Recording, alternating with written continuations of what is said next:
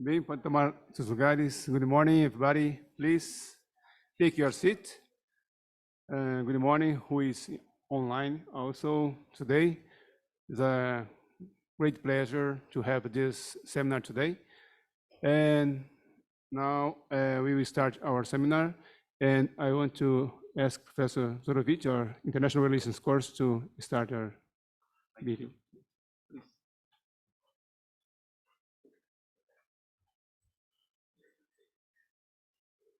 Well, good morning, everyone. I'm glad to see you this morning again. Before we get started with our today's presentation, I would like to express and thank our President, Mr. Dalton Pastori, as well as our Director of Internationalization, Professor Rodrigo Sintra. They were here today, and we are signing an agreement together. Moreover, I would like to express my gratitude to Ambassador and Professor Fausto Godoy, who has been instrumental to all initiatives along with the Consulate of Japan and the Japan House. Professor Godoy leads our SECA Center for the Studies of Asian Civilization. Similarly, I would like to thank also and express my gratitude to Professor Alexandre Uehara, who has articulated and organized our today's event.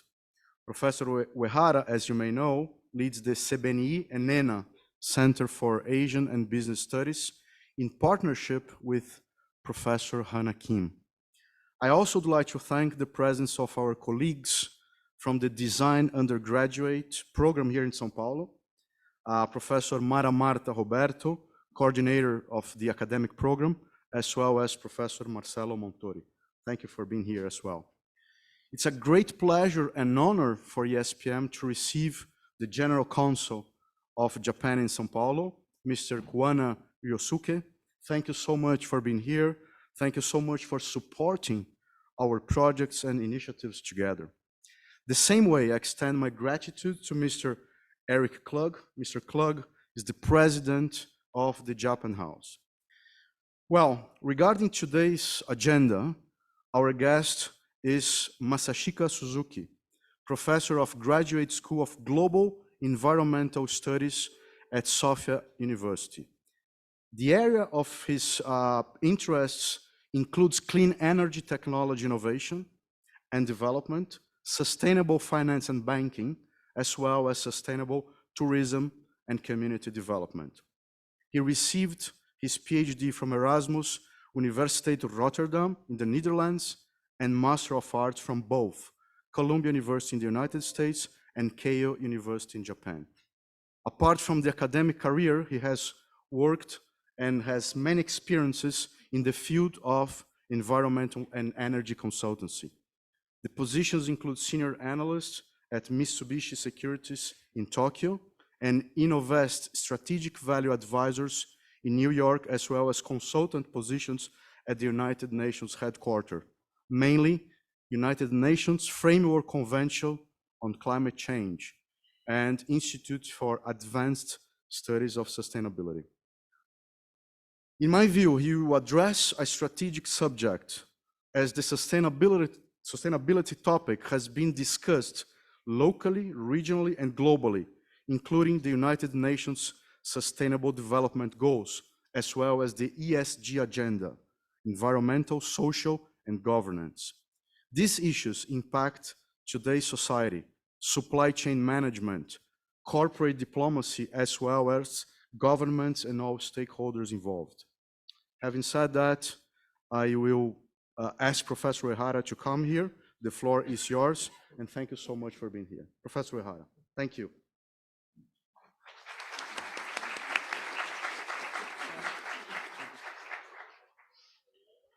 Thank you, Professor Zorovich. Now I ask Mr. Klug to give your word. Okay, you can use your microphone. Hello, good morning to everyone. It's a great pleasure to talk to you today, to see all these young faces, enthusiastic minds seeking for new collaborations and knowledge in different sectors of our society. And looking for a brighter future. I'd like to thank very much ESPM for this partnership and the person of President Dalton Pastori. We signed an agreement today, which will strengthen even more our collaboration, and I hope that all ESPM students will visit and know more about Japan by visiting and interacting with Japan House. I'd like to thank also our Consul General Kuwana-san for his presence and for endorsing this important agreement between Japan House São Paulo and ESPM. Thank you very much, Professor Marcelo, Professor Uehara, and Professor Suzuki, of course, who's online with us. We've been working online and in hybrid forms for the last 2.5 years, and this can continue when we have, of course, people abroad. So it's an extra tool we have, but it's fantastic to have you face to face with us. We of course hope that the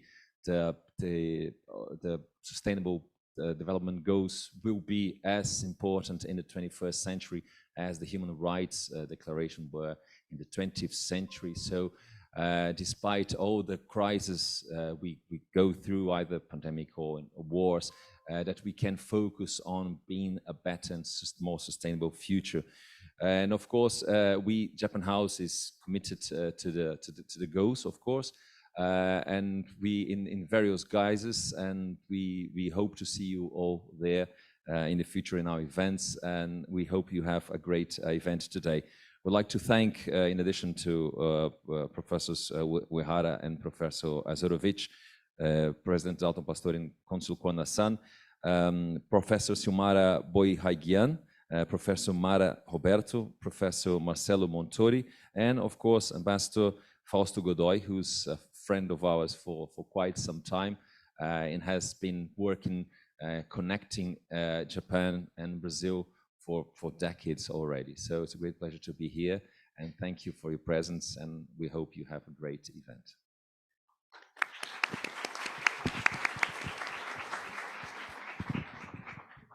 Okay, thank you, Mr. Clerk.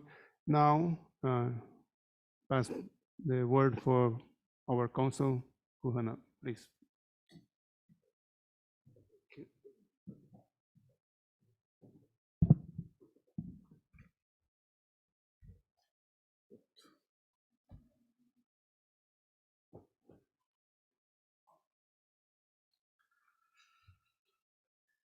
Good morning, everyone.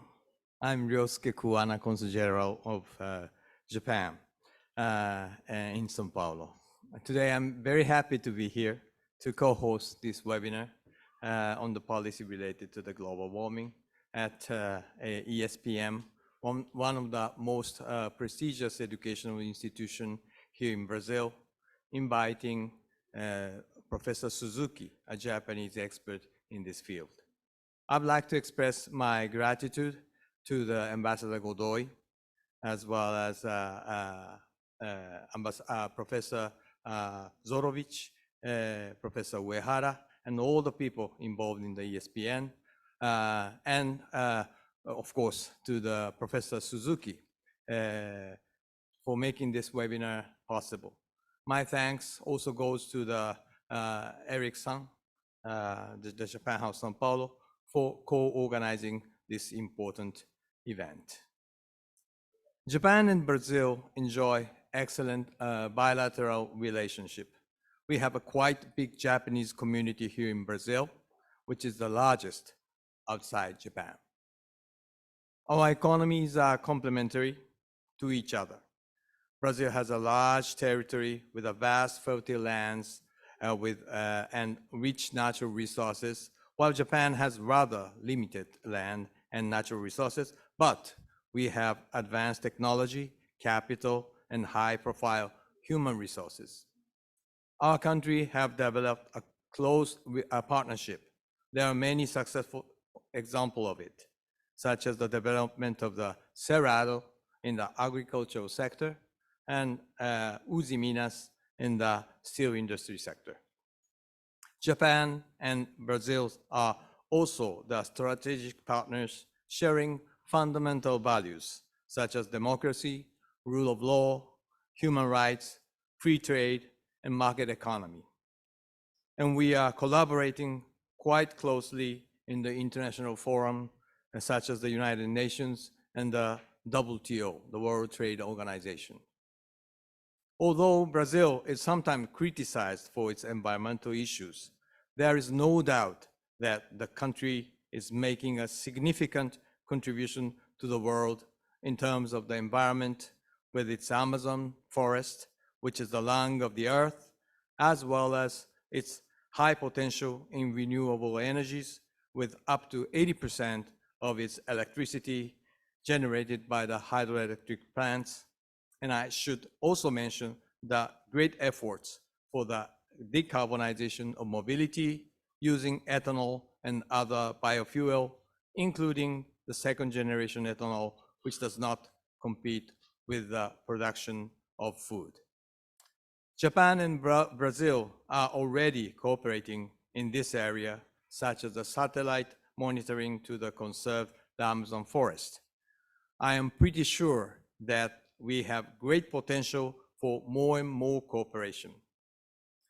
Today's lecturer, Professor Suzuki, is an expert in corporate environmental management and environmental policy, and is currently a professor in the Department of the Global Environmental Studies at the Sophia University, Tokyo, which is also my alma mater. He will talk mainly about Japan's policy against global warming.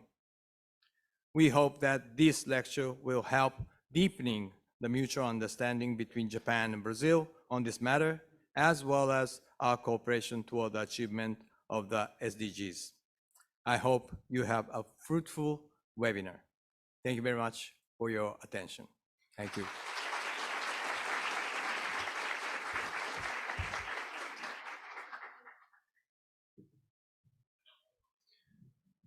Thank you, General Consul of Japan. Now, I would like to invite you, if you,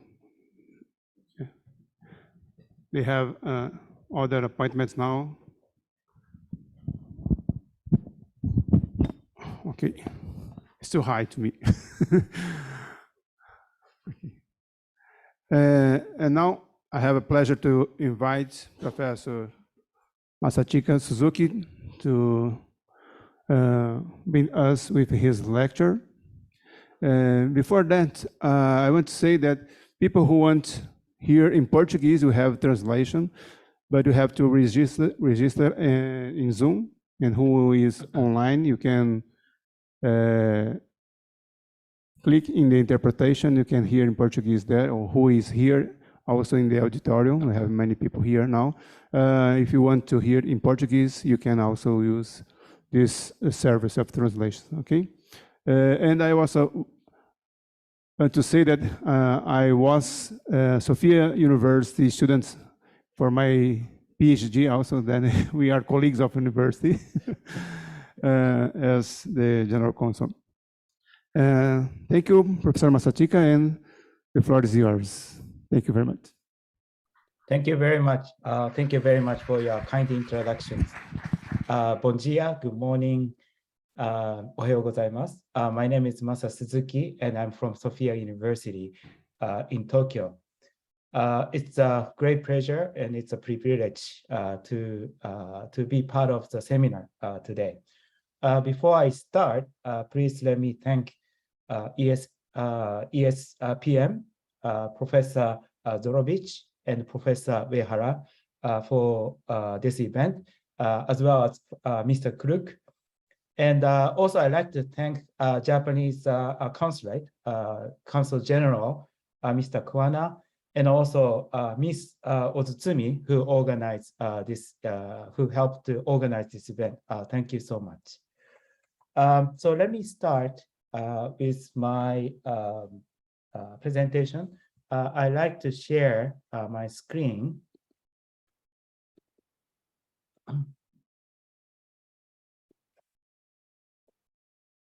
Okay, can you see my screen? Okay. Yes. So, okay, thank you. So let me start with my presentation. Before I start, let me quickly introduce our university. And I'm actually very glad that we actually have some alumni from our university. So our university is Sophia University, and it's a small, it's not a large university, but it's centrally located in Tokyo. We have a strong focus on global education, and we also associated with the Jesuit school. So we have different students coming from different parts of the world. And at our university, we have a graduate school called Graduate School Global Environmental Studies. And so this graduate school focuses on environmental issues. These are some characteristics, features of our school. We have both Japanese and English language programs. It's a small graduate school, but relatively, we have a lot of students, as you see here.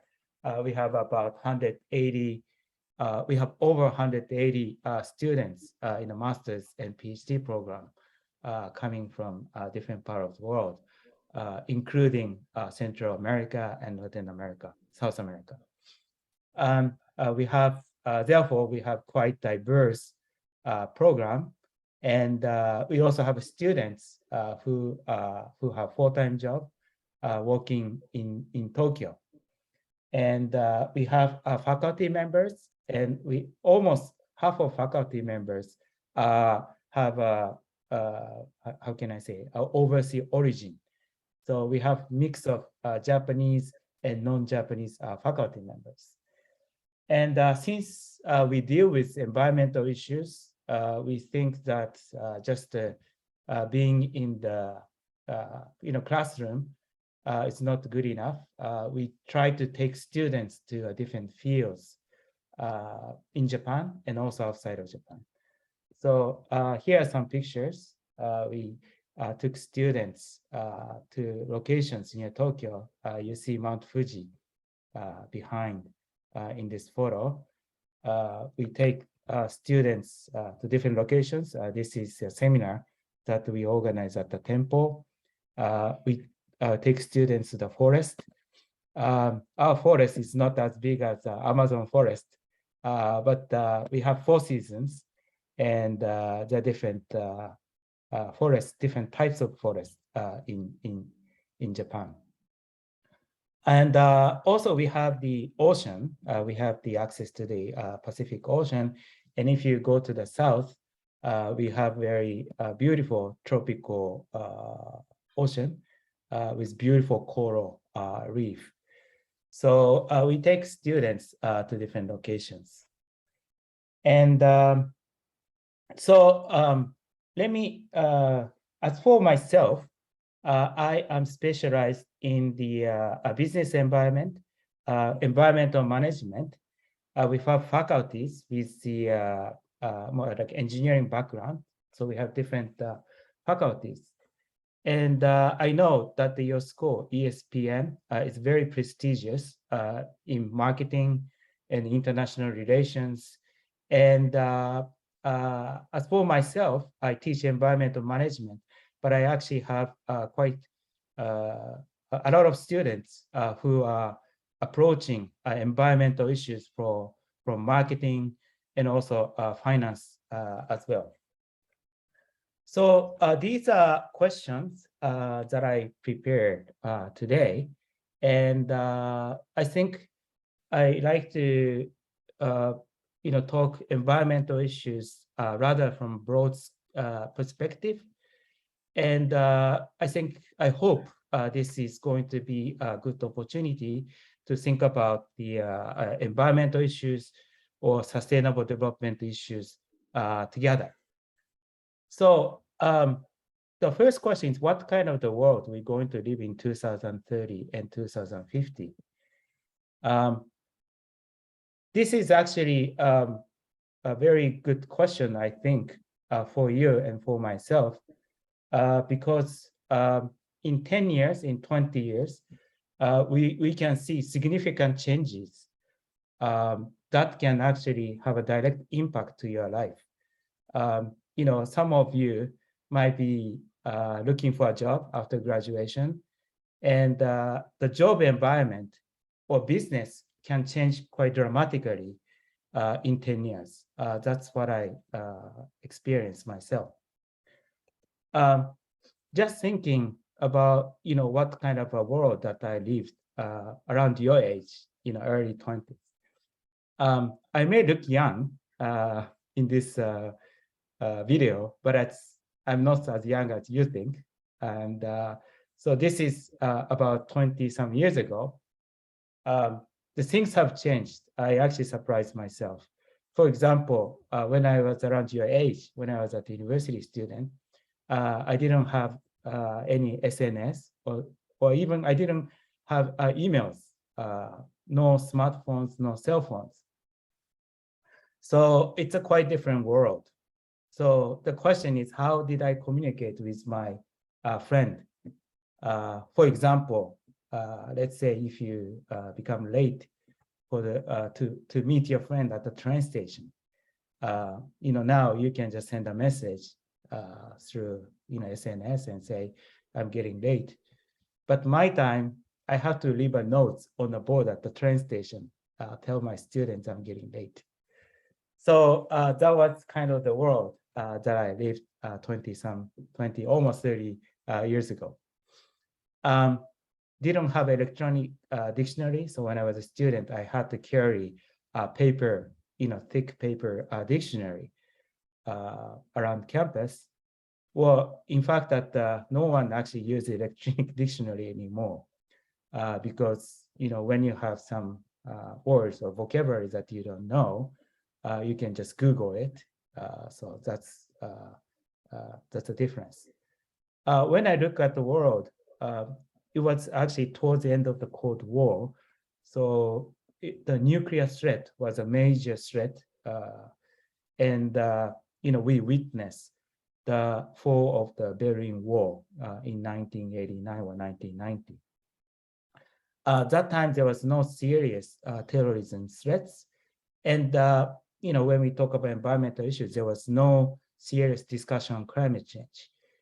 So that was kind of the world in my college time.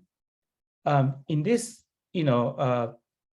last couple years, just in a few years, we see a lot of changes too.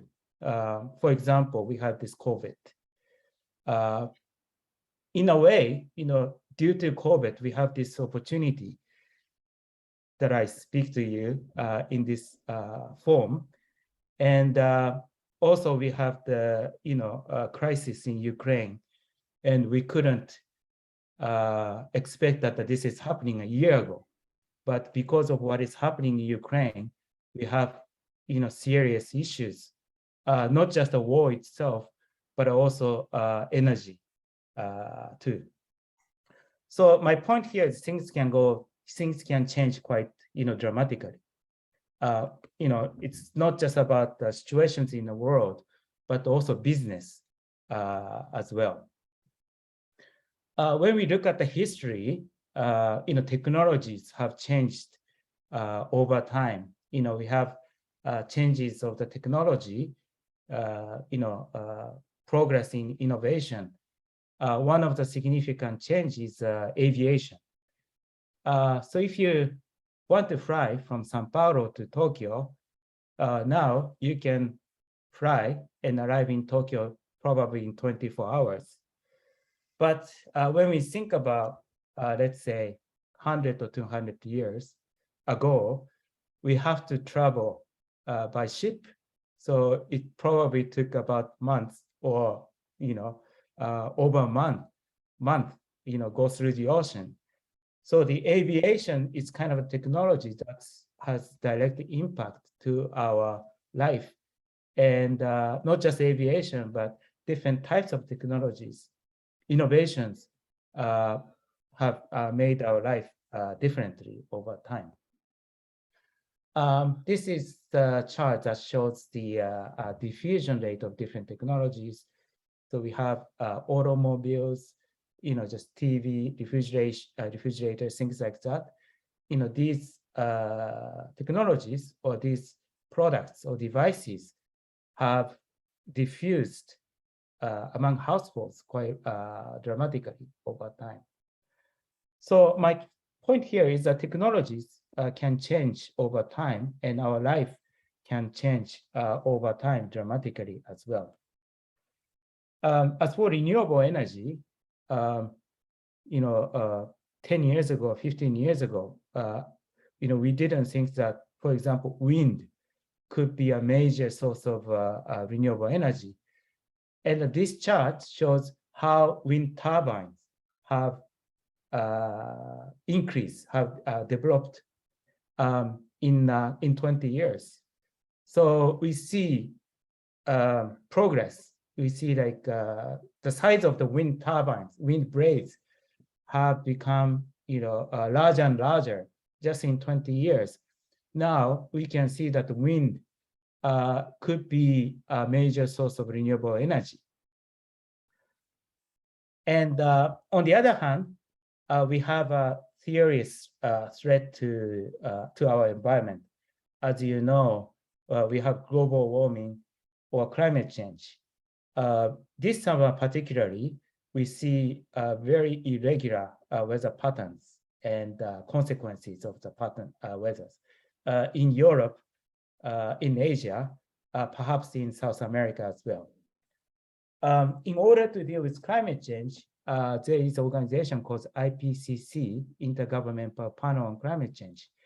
And they say, this is what they say in terms of what we have to do. So we have to reduce carbon dioxide, which is a chemical, one chemical,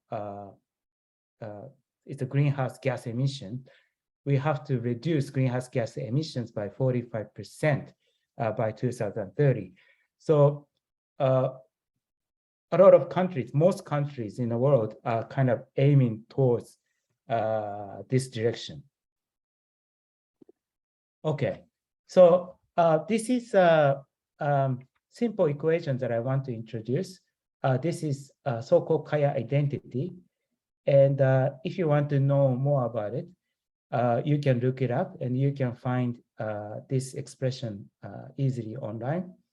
So here it says CO2 emissions equals population. CO2 emissions, whether it goes up or goes down, it depends on 4 components. One is population, and the second component is GDP divided by population. So it's GDP per capita, which is an indicator for wealth.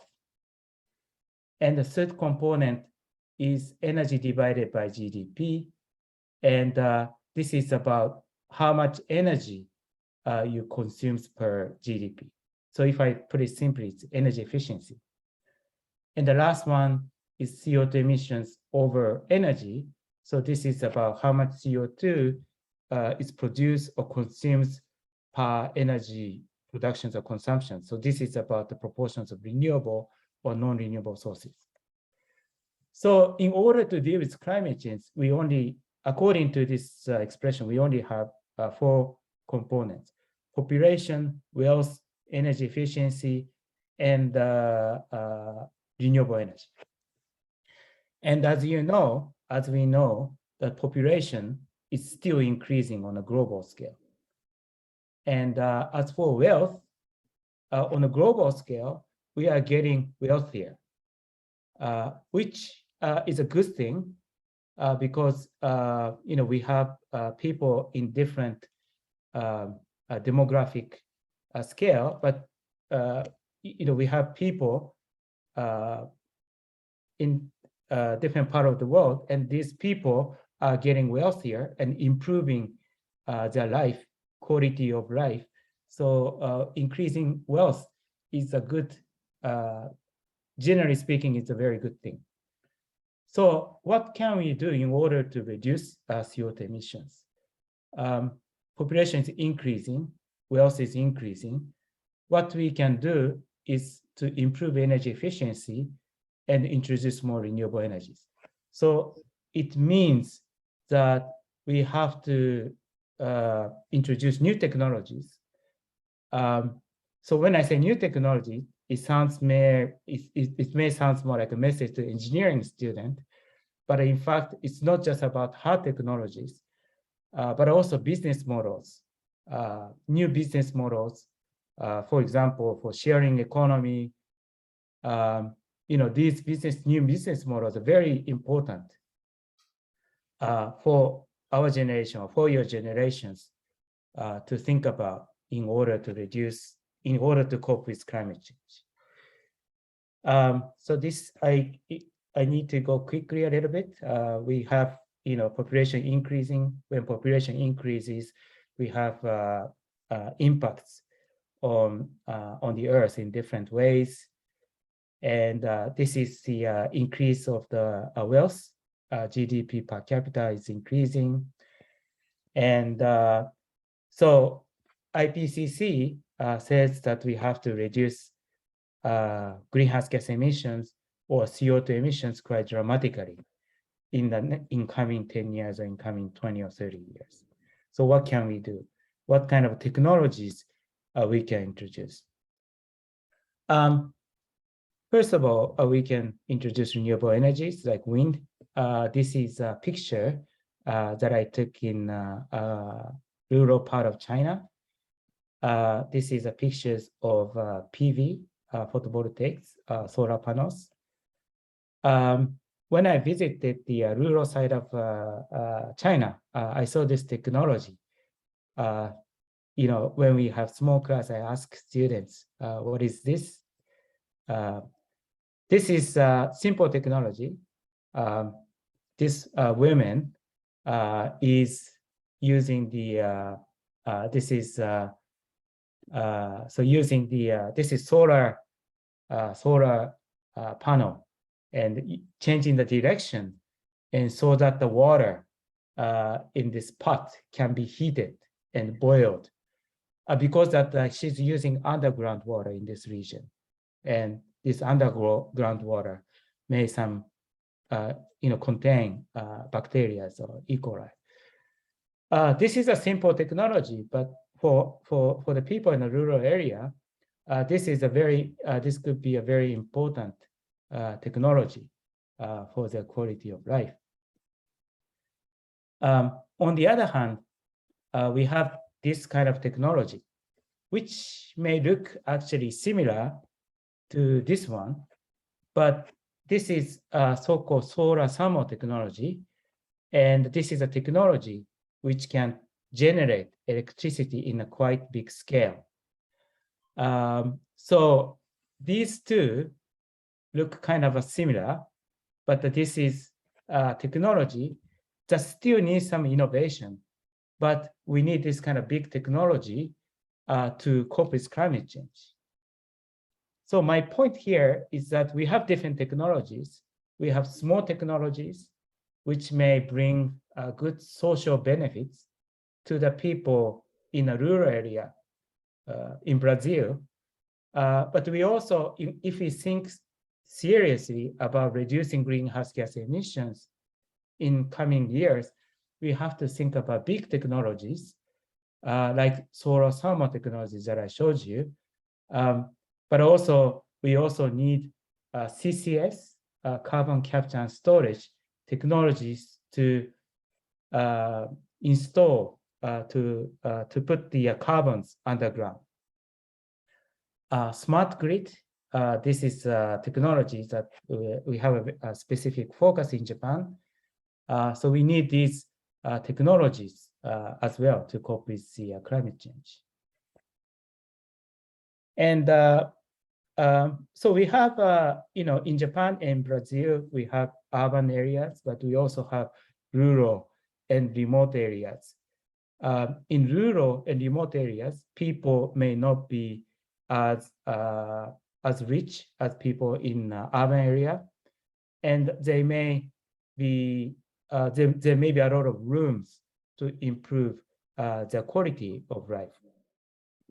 So when we have renewable energies to these people, what are the social implications to these people? So that's the next question that I want to ask. One is when we think about small technologies, it could be micro hydro technology. I'm sure in Brazil you have a lot of hydropower. Some of them are large, but some of them could be small. Small PV, small photovoltaics.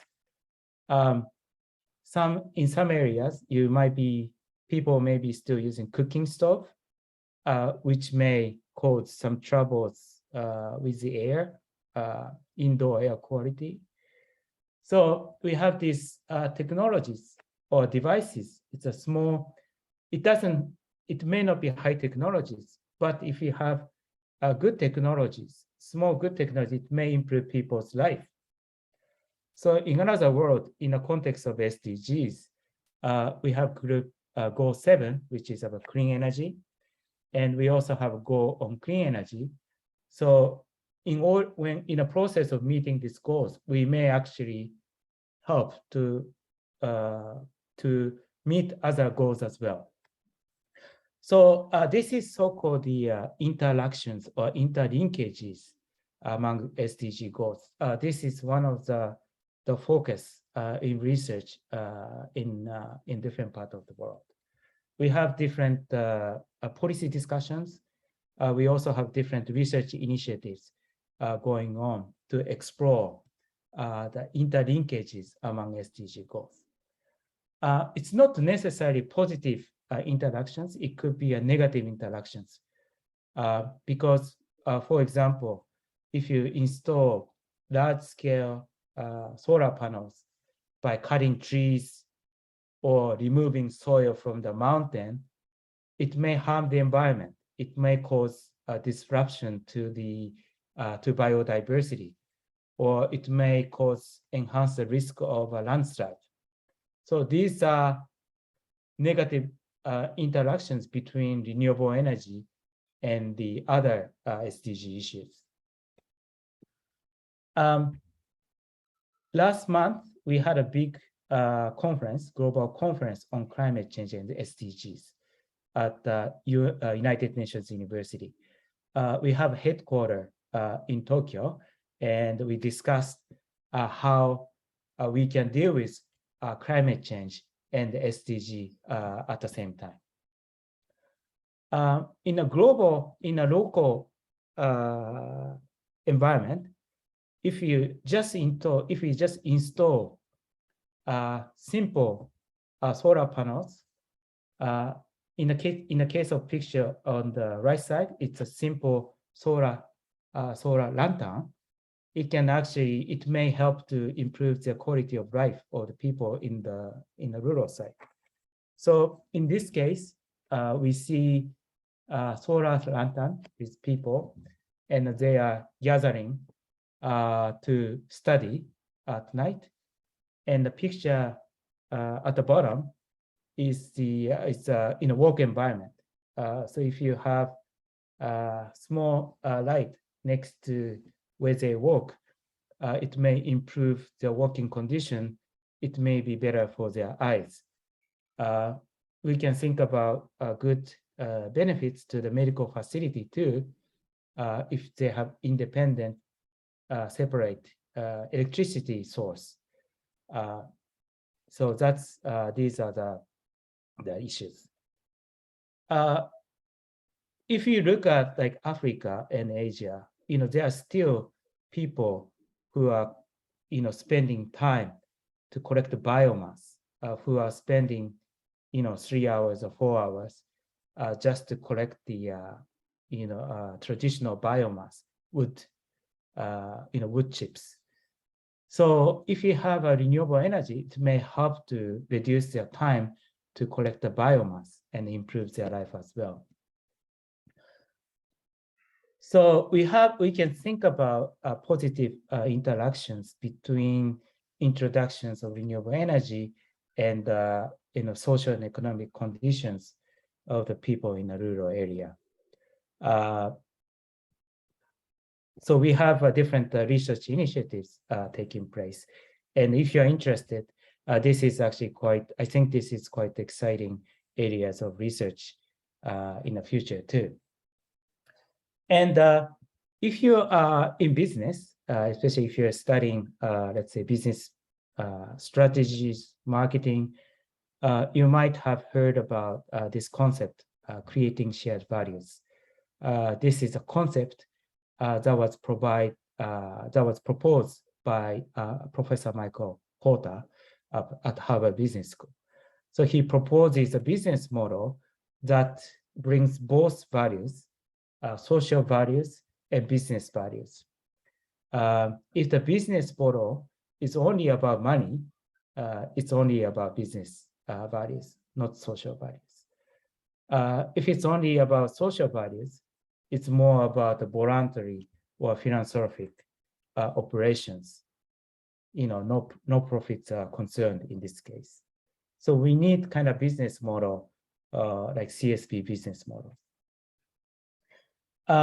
In Japan too, we also think about what could be a good social and economic benefit in our transitions, in our efforts to deal with climate change. The situation may be very different in Brazil, but one major social issue in Japan is that we are losing population. We have declining population and people are getting older. So if you see the left side, this is kind of pyramid shape, typical pyramid shapes of population distribution over ages. It was 1960. So this is a very typical shape. But in 2060, we see the shape is becoming kind of opposite. And also you can see the areas of population is shrinking. So we have declining population. So this is kind of serious. We have these social issues. And we also have, older people farming in a rural side, and younger people tend to move to urban, cities, urbanization. You might see this in Brazil as well, but we have the same issues in Japan. So this is a social issues in Japan.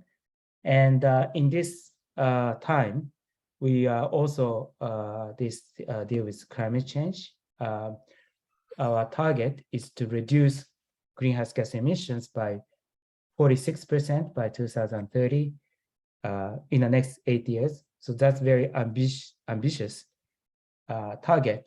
And we are making some progress in terms of introducing renewable energies, 20%. But we want to think about these efforts, this let's say journey in a social context as well.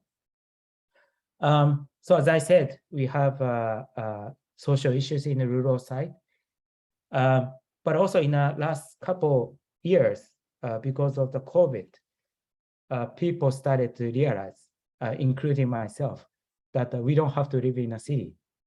We can, go to a rural site where you have better access to the nature. We can do teleworking.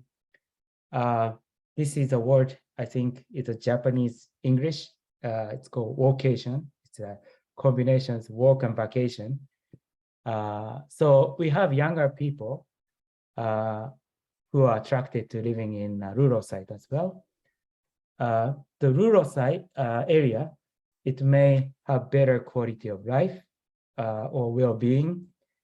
And we also have beautiful places to visit. If you have a chance to come to Japan, you are young, so I'm sure that you have a chance to come to this part of the country, world. We have beautiful places. And so we have beautiful tourist opportunities. So please do not just visit Tokyo or Kyoto. There are other locations that may be interesting for you.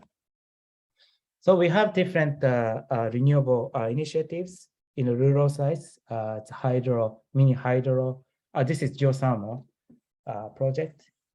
And we also have a mini hydro. This is a very, very small project compared to hydro projects in your country. But these small projects, actually, it may be beneficial to local community because it can bring the electricity price down. And also, they have independent energy source. In this rural side, as just like your country, we also have different natural disasters. We have typhoons, we have landslides, flooding. So these technologies could be very useful for these places. Just like Brazil, we have a lot of biomass resources too. And some forest needs human touch or human care. We need to thin forest in order to have healthy forest. And we can use the biomass, leftover biomass for power generations. So we have technologies to do that. And I'm sure Brazil has abundant biomass resources, and you also have installed the biomass projects as well. So we have these projects. And now moving to next topic, question, which is how have this sustainable development issues have changed, have formulated over time in Japan. Before I talk a little about Japan, I like to talk about how the things have changed globally over time.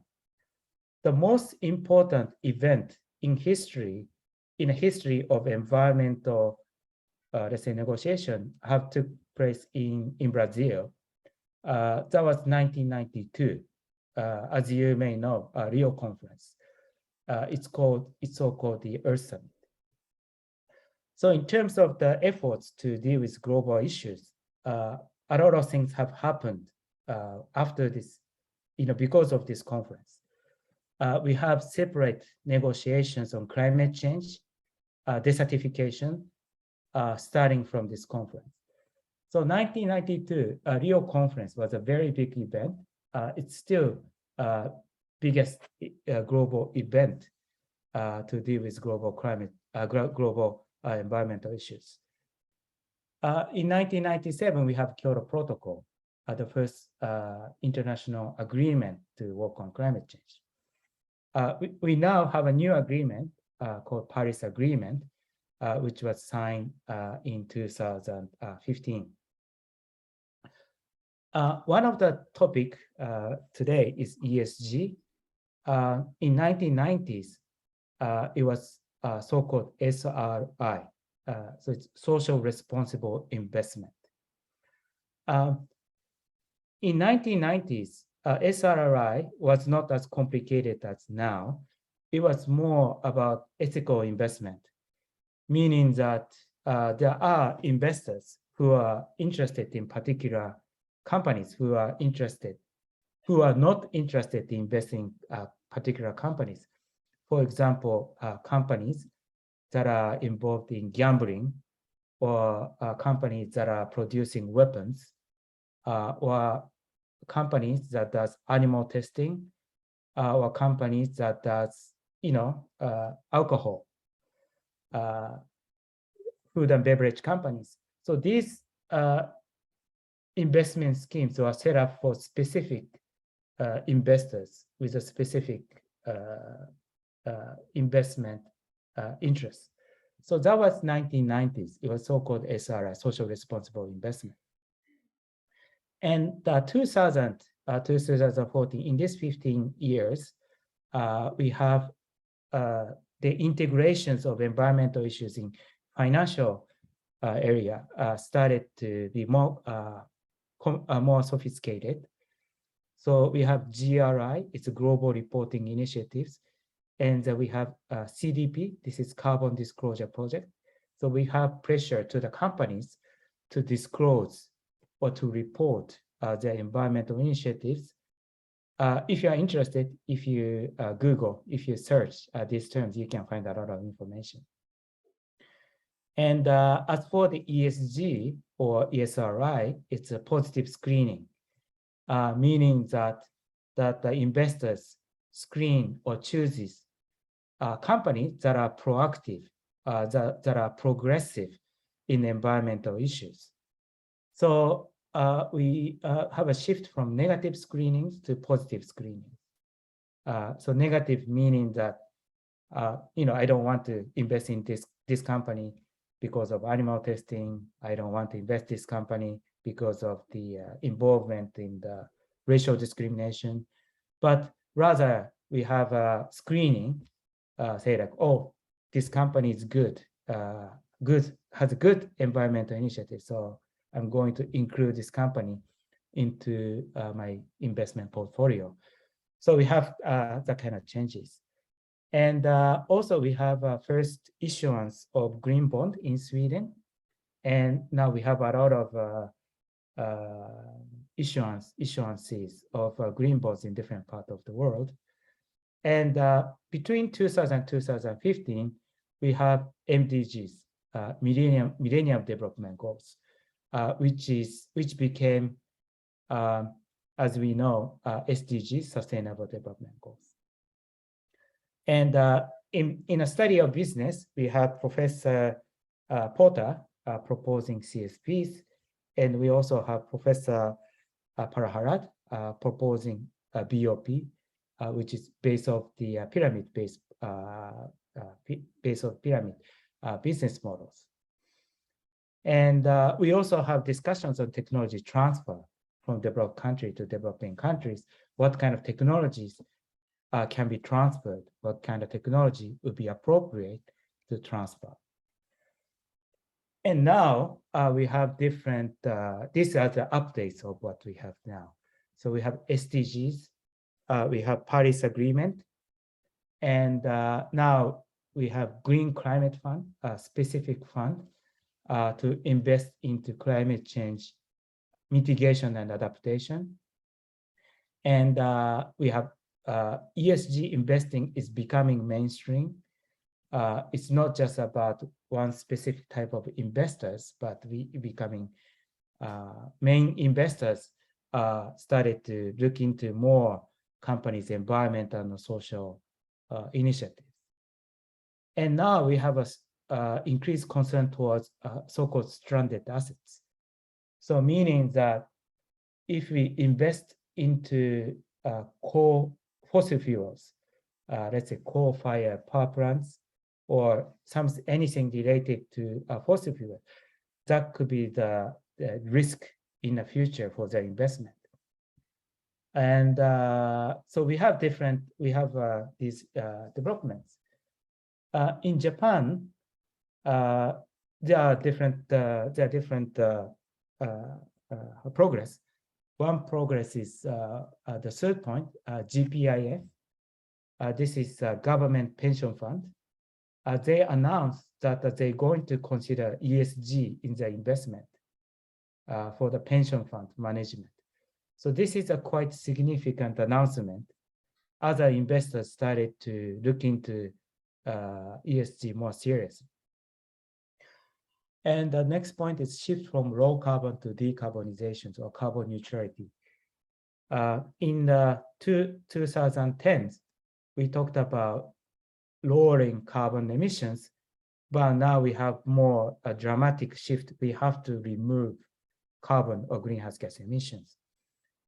And when we look at the companies, I talked to different Japanese companies, and they are kind of restructuring internal organizations to deal with issues like SDGs and environmental issues, so that they can report these issues directly to the president or CEO of the companies.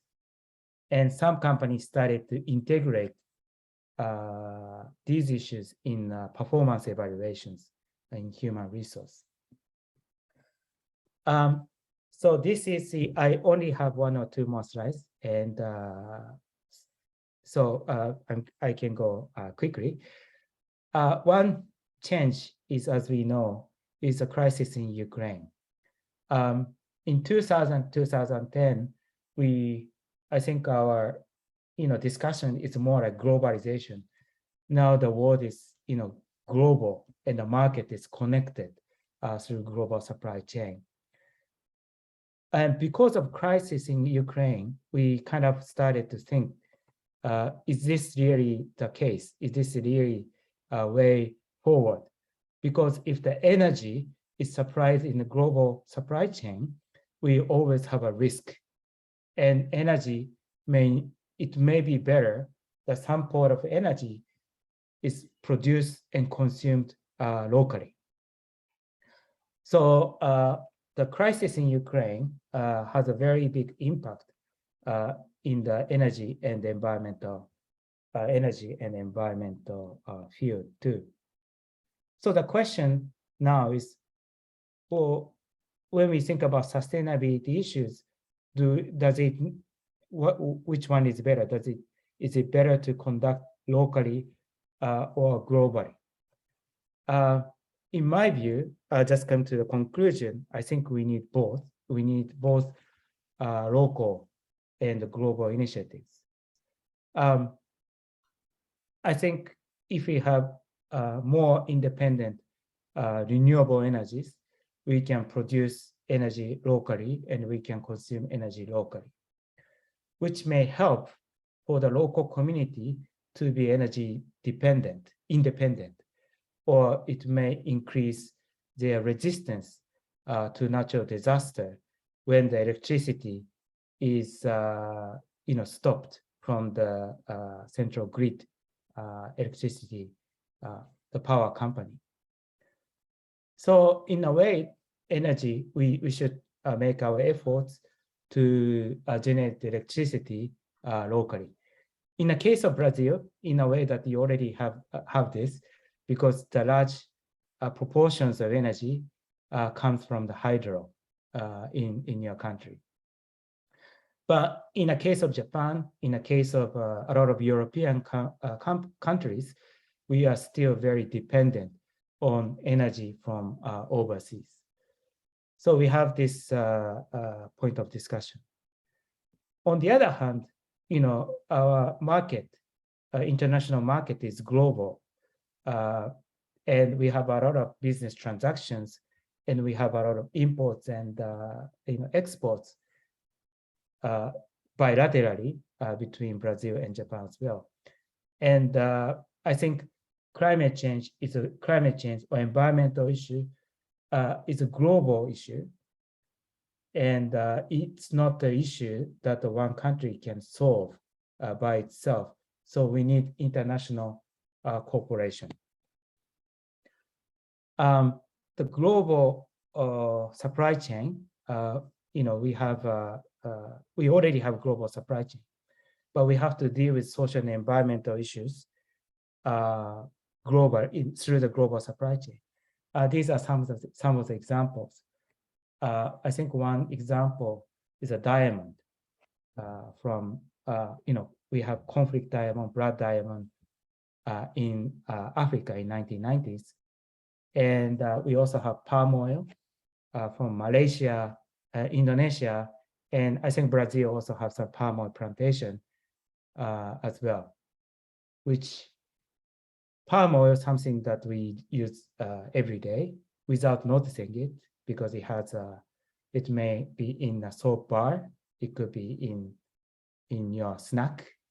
But we have to think about how we can manage palm oil plantation. Coffee, you have a lot of coffee, but coffee plantation may not be so different from palm oil plantation in terms of its impact to the forest. So fair trade and other types of social and environmental initiatives it's important for coffee plantation. Electronic waste, we have a lot of electronic devices. We cannot have a life without electronic products. Electronic products tends to go to the other direction, from developed part of the world to developing part of the world. we have Basel Convention, international convention to control this flow, but we still have illegal trade of electronic waste. When we think about the greenhouse gas emissions, we have a lot of different products produced in different parts of the world.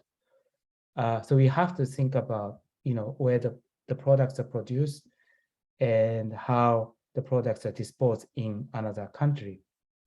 Right now, under the Paris Agreement, one of the issues is that it's country by country. All the efforts to reduce greenhouse gas emissions. But when we look at the reality of global supply chain, the reality is that a lot of products produced in one part of the world and produce greenhouse gas emissions and consumed in different parts of the world. So we have to think about emissions on a global scale. So we need international corporations as well.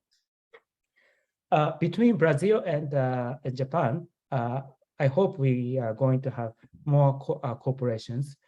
And we have, I learned that we have declarations of cooperation between Ministry of the Environment in Brazil and Japan, and the forest, Amazon forest and the other forests in Brazil is so important on a global scale. So I think Japan may have its role to be engaged in this effort as well. And in Japan, in terms of climate change mitigation, we have a scheme called the Joint Crediting Mechanism. So this is a mechanism where the Japanese companies support projects, like renewable energy projects or energy efficiency improvement project in another country. It helps to generate carbon credits, which can be brought to Japan and another country. So we have some agreement in Chile, Costa Rica, and Mexico. So this kind of a mechanism could be bilateral efforts to deal with climate change. So I think that's it for my talk. And muito obrigado and arigato. These are thank you. And it sounds kind of similar in funny way, but thank you very much for listening to my talk.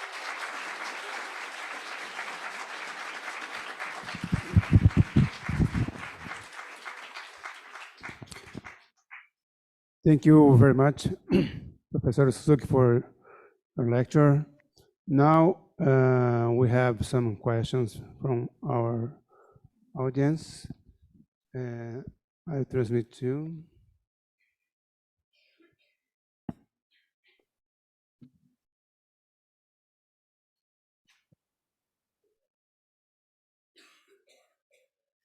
I will send in our chat, okay? The first question is from Letícia de Oliveira.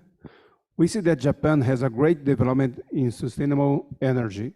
How do you believe that Brazil can implement solar renewable energy in more accessible way with the same incentive? Mm-hmm. Okay, thank you for this question. This is actually one of the topics that I'm very interested in. So my response to this question is that there are a couple of things.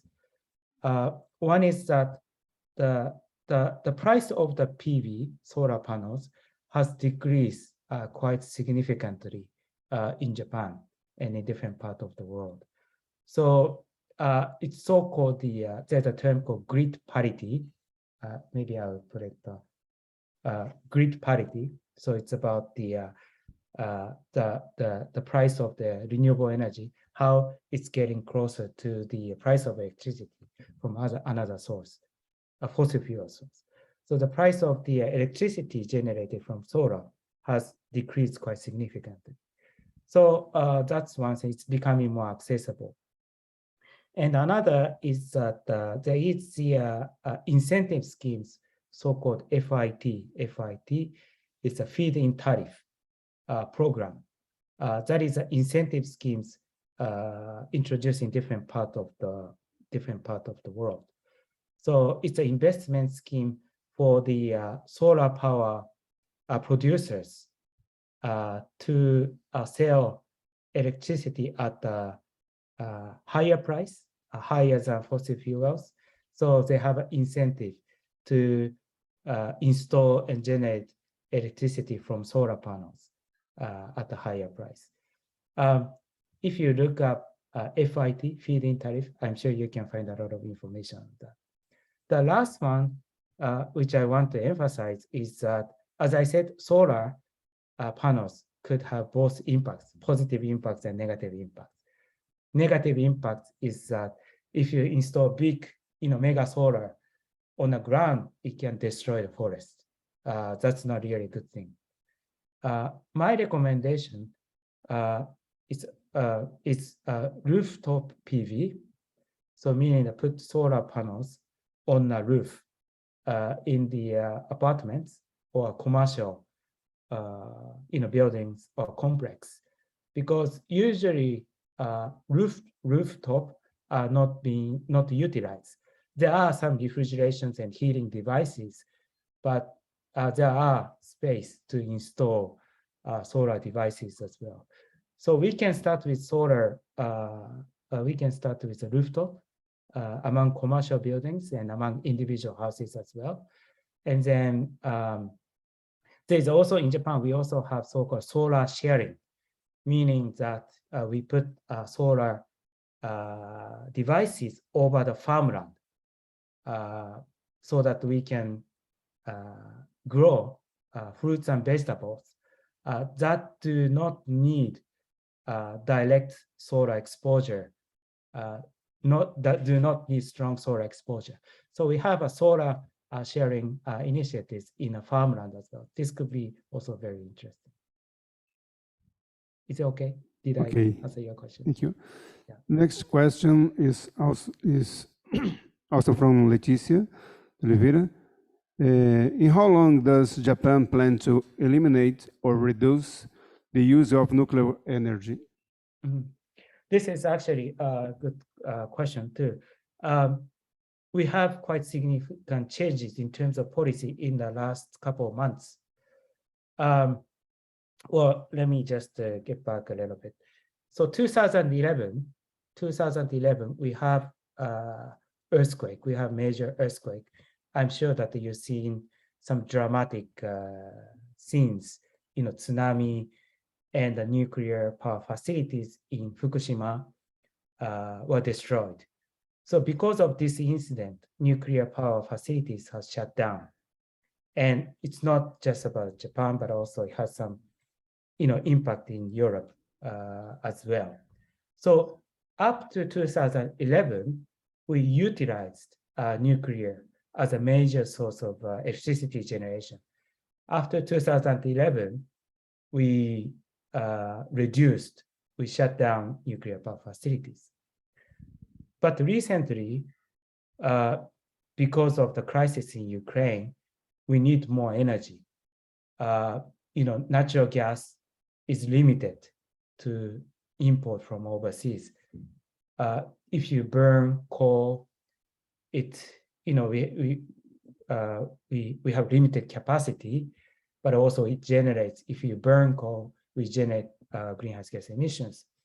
So we have a revisit to discussions on nuclear power, and the government has a policy to restart nuclear energy power facilities in recent years,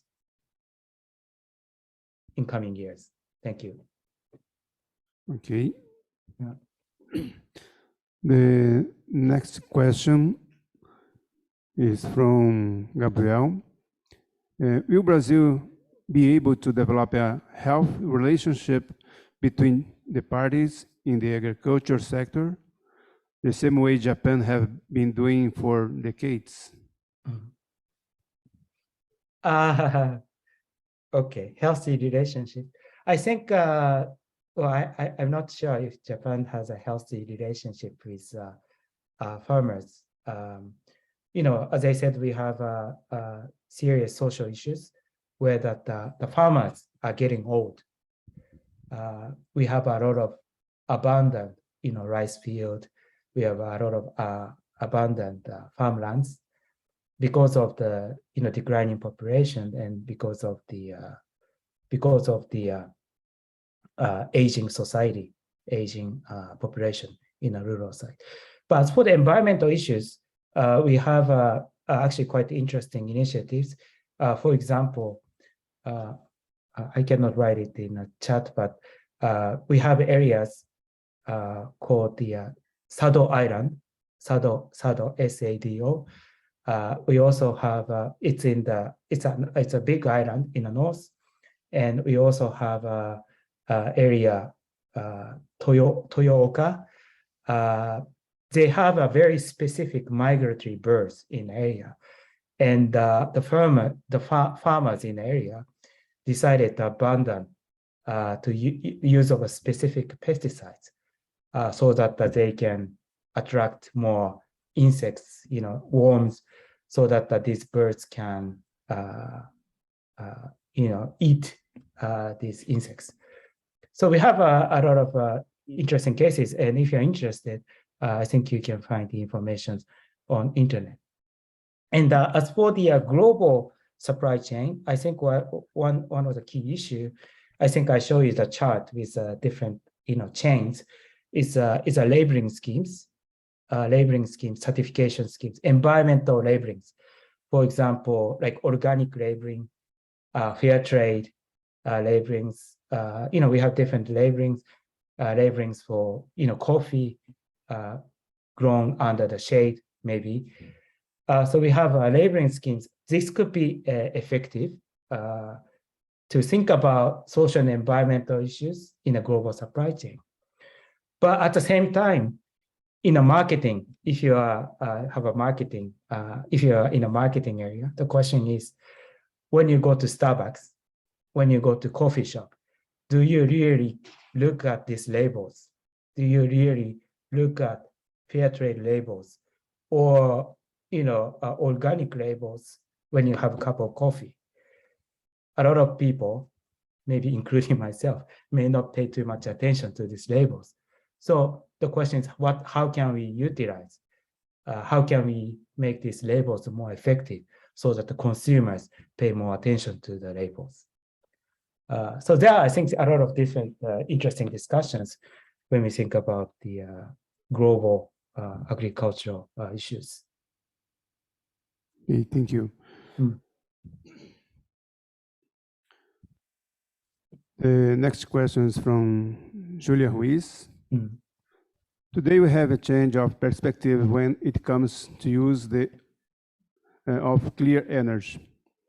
Europe has cut in natural gas supplies from Russia, and now they are opening coal-fired power stations, which are pollutant. How to find a balance between the dependence of these countries and of the reforms in favor of the environment and the pollution in these countries? Also considering the final price of energy for the population.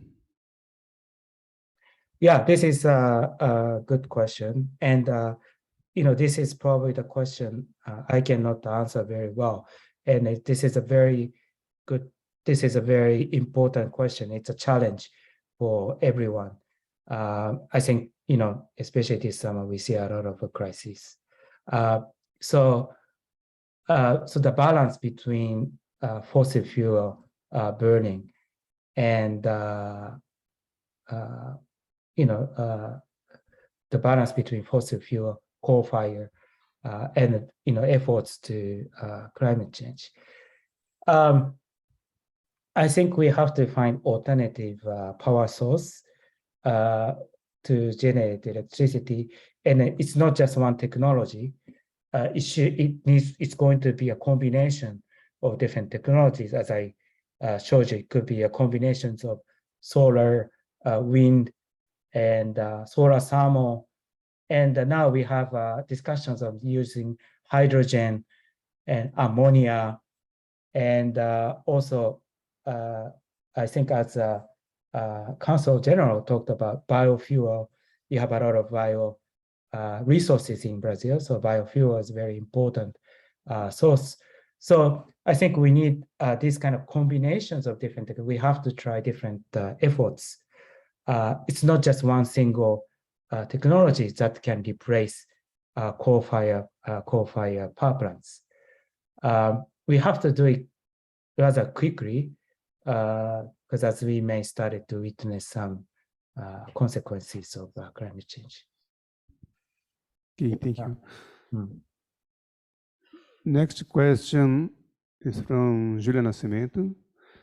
Does Japan follow on this trend in the ESG adoption was something motivated by social pressure, or the Japanese company's culture have a similar view of preserving the environment and being responsible?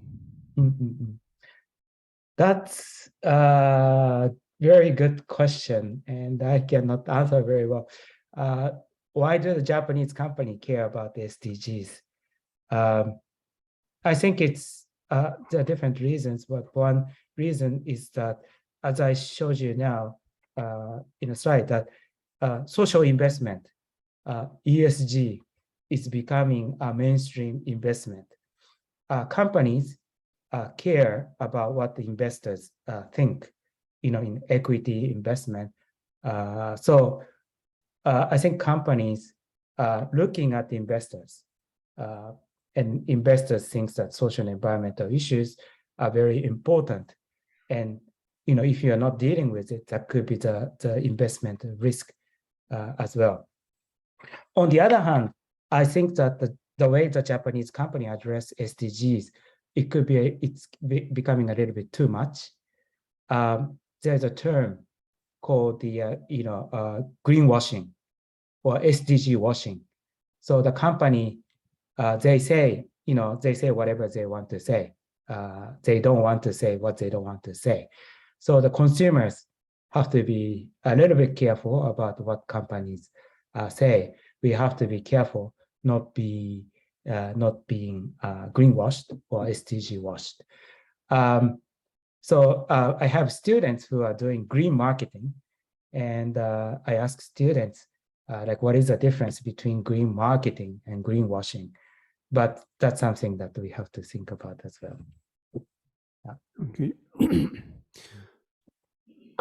The next question is from Afinin. In relation to the Kaya identity, how did they impact Japan's vision with regard of the CO2 emissions and the country's economy? Yeah, thank you. I think, as I showed you, in the chart, Japan as a country has a target to reduce greenhouse gas emissions, CO2 emissions, by 46% by 2030. So that's the goal. And in terms of the impact to business, I think overall, my opinion is that the business is optimistic in a sense that these efforts to deal with climate change will bring new business opportunities. And the technologies that are in the process of development or innovation can be a new business model in the future. So I think, in my opinion, business itself is optimistic in terms of dealing with greenhouse gas emissions, rather than thinking that, this regulation is a cost, and we have additional cost. We have to meet these regulations. So I don't feel much that kind of attitude very much, but rather optimistic. Okay, thank you. Yeah. We have more questions here. This is from Eduarda. As you said, Brazil is a very large country. So which sustainable energy do you think is the best to Brazil invest in? I think one is that you already have, I don't remember, but 40 or 50% of energy in Brazil comes from hydro. So you already have large scales of, hydro, and you have biofuel, ethanol and the others. So as the Consulate General talked about, there is a second generation of biofuel, which doesn't compete with the food production. So that could be actually very interesting. And you might also, along the coastal area, you might have a good wind.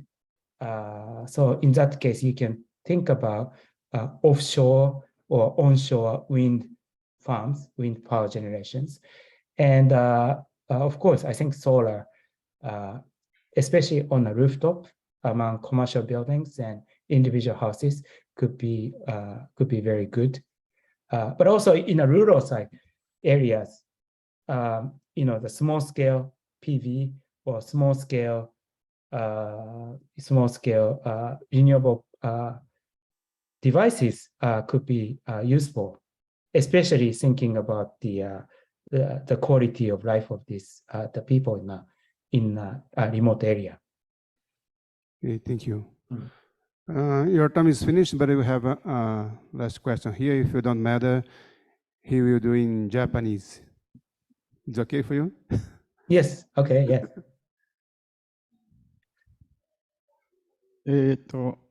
まずは、日本語の間違いをどうか許してください。全然大丈夫です。少子高齢化はどのように日本の経済を2005年までにまでは差し引きますか？そしてどのように少子高齢化は少子高齢化の問題を解決できるのか、それを知りたいと思います。Thank you very much. So the question was about the ポルトガル語で、まずは皆さんに説明します。De que maneira o envelhecimento da população afeta a economia no Japão até 2050 e quais são e como que o Japão poderia mitigar os efeitos negativos do envelhecimento?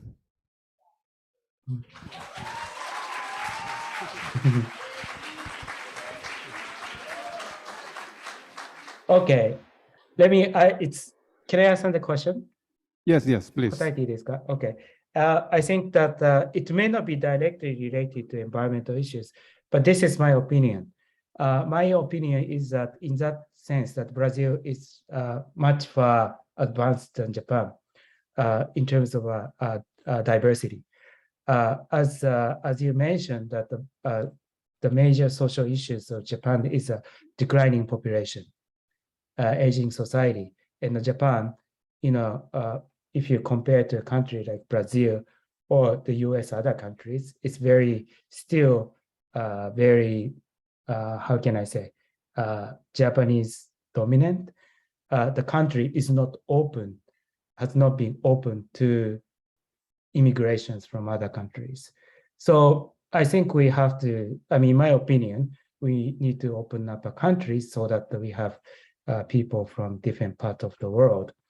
And in business, there are a lot of studies that diversity is a source of productivity. When you have diversity, having a diversity in business environment is very important for new innovation. So in that sense, Brazil is in a good position and probably far ahead of Japan in that efforts. Thank you very much. Well, we have more questions, but now time is running. I want to thank you, everybody here, for your presence, and I want to invite Professor Zorovich to the final words.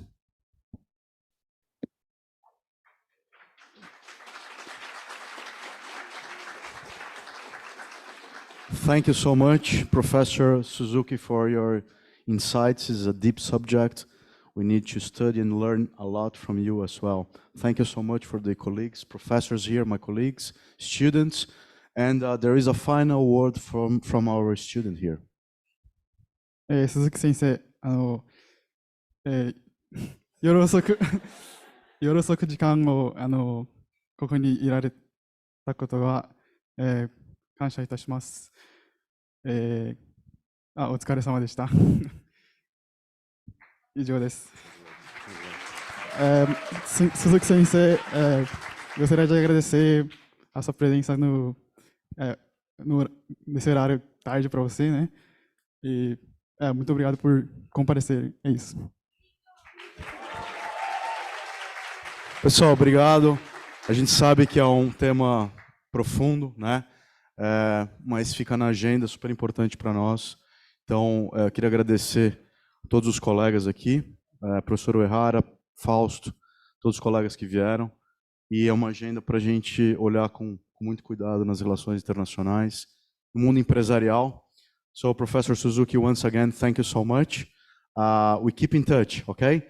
And by the end of the year, we may have some students from Brazil studying in Japan, okay? Thank you. Bom dia a todos, obrigado. Mais ponto aqui para nós. Obrigado, thank you very much.